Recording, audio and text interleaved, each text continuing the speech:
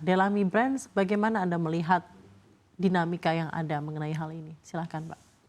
Ya, mungkin tahun 2023 juga sebetulnya ada perubahan dari PPN 10% menjadi 11%. Dan cukup mengagetkan karena di Q4 di 2024 ada pemberitahuan tentang ada kemungkinan kita akan naik ke 12%. Jadi secara psikologis tentunya ini sangat berdampak kepada konsumen untuk mereka ada kehati-hatian yang ada. Tapi ya kita bersyukur akhirnya pemerintah bisa mendengar aspirasi daripada pelaku bisnis yang ada dengan menunda PPN 12% ini tidak berlaku di 1 Januari 2025. Tentunya ini akan memberi suasana yang baik untuk pelaku retail khususnya di Indonesia untuk kita bisa bergerak lebih maju ya ke depan gitu. Jadi itu sesuatu yang positif yang kita lihat sih. Oke, dengan adanya PPN 12% ini bagaimana brand Anda mensiasatinya agar tetap terjadi demand yang baik dan robust di tahun ini, Pak? Iya, sebetulnya kalau misalnya pemerintah harus tadinya 12% harus dilakukan, kita akan coba menjaga secara supply chain kita jadi lebih baik, di mana itu menimbulkan satu efisiensi, cost yang lebih baik. Kedua, kita juga membantu untuk secara strategi yang kita banyak lakukan, khususnya di dalam membangun distribution channel yang lebih baik. Nah, kita banyak membangun toko gerai yang ada di seluruh Indonesia, di mana ini walaupun setelah pandemik berakhir, ini baru kita banyak lakukan penambahan gerai selama periode 2023 dan 2024 ini secara masif, baik jumlah tokonya maupun kita melakukan perluasan dari size toko kita untuk punya assortment yang lebih baik di toko kita. Dan itu memberikan dampak yang baik untuk pertumbuhan yang ada di Delami Brand. Oke, baik. So far setelah pandemi ini, apakah Anda melihat justru ada growth tersendiri untuk Delami Brands? Apa opportunity yang muncul justru dengan adanya perubahan atau behavior yang berubah dari consumer setelah adanya pandemi, Pak? Mungkin yang paling penting saya lihat kita harus belajar memahami konsumen ya. Jadi di mana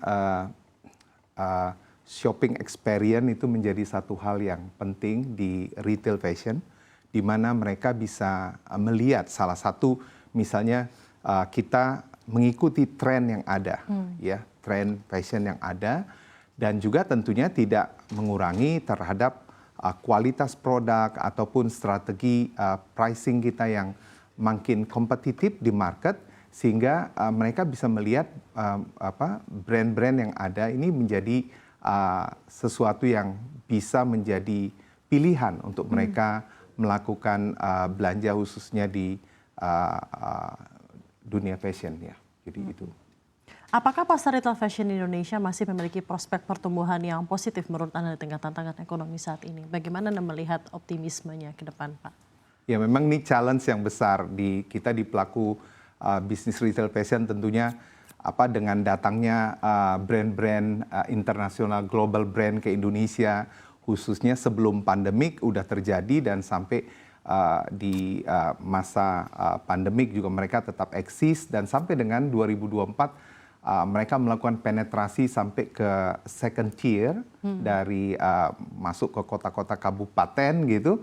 Itu cukup memberikan challenge untuk kita melihat bahwa artinya satu sisi kita melihat berarti potensi market Indonesia itu besar. Tinggal kita gimana kita membacanya dan gimana kita menselaraskan dengan strategi kita yang ada sehingga kita bisa tetap bertumbuh. Jadi malah kita melihat bahwa adanya global brand yang masuk ke Indonesia itu memberikan semangat untuk kita melihat ada potensi yang besar sampai di second tier itu gitu. Jadi akhirnya ini yang membangun kita banyak membuka toko-toko di second tier juga dengan dengan pertimbangan tentunya dengan kehati-hatian dan sebagainya, dan ternyata resultnya cukup baik. Jadi apa yang dilakukan oleh global retail, mereka penetrasi ke second tier gitu, termasuk di daerah Sumatera, mereka masuk di Kalimantan dan Sulawesi, yang notabene tadinya fashion hanya lebih banyak di Jawa. Tapi mereka bisa penetrate sampai ke beberapa pulau lain, dan itu mereka bisa meraih kesuksesan yang baik. Nah, ini itu global brands ya, Pak? Global brand, ya. Salah satu mungkin ya brand-brand yang cukup agresif juga move-nya ya, cukup Pak? agresif, ya.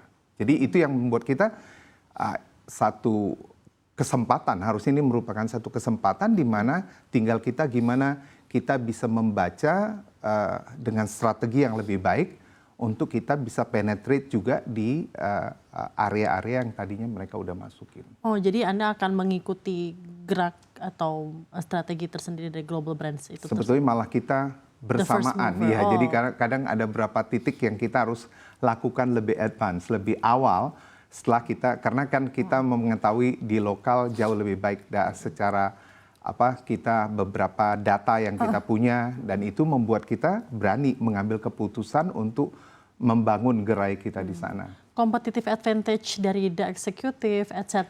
dan Colorbox laku produk lokal itu apa, Pak? Jika Anda berusaha bandingkan dengan global brands, karena kan secara kualitas juga luar biasa baik gitu ya. Tapi banyak juga yang terkecoh dan mengira gitu, Executive itu produk luar negeri, banyak juga ya mengira seperti betul, itu gitu betul, ya. Tapi justru kan Anda bisa melihatnya dengan supply chain yang lebih pendek dan bentuk distribusi yang tidak begitu rumit karena ini adalah produk lokal dan kualitas yang baik.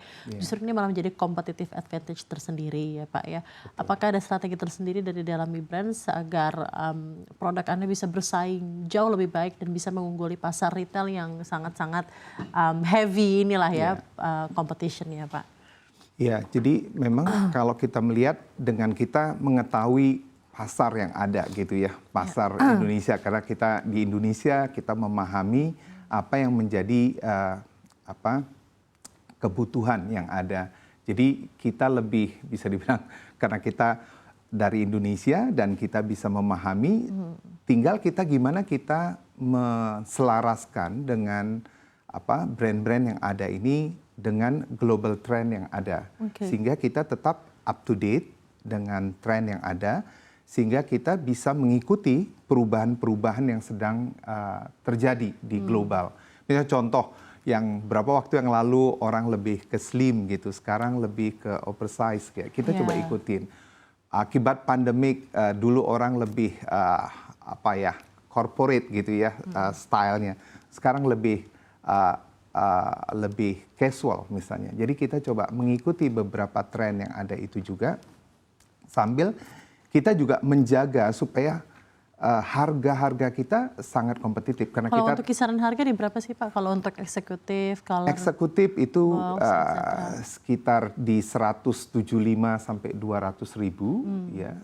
Dan kalau di Colorbox itu yang kita lebih kompetitif, karena memang target konsumer kita lebih ke Gen Z yang jauh lebih muda ya. Jadi kita bisa punya pasar yang lebih besar.